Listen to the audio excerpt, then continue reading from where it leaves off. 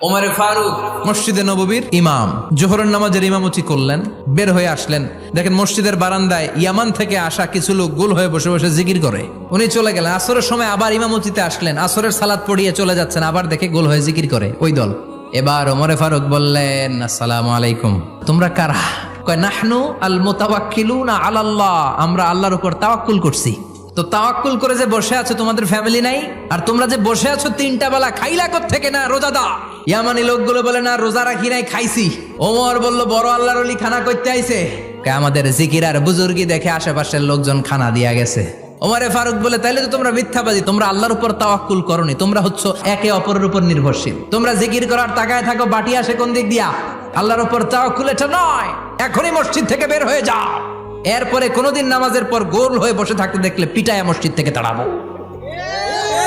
এটা হচ্ছে ইসলামের বিধান। চিল্লা এখন ঠিক কিনা?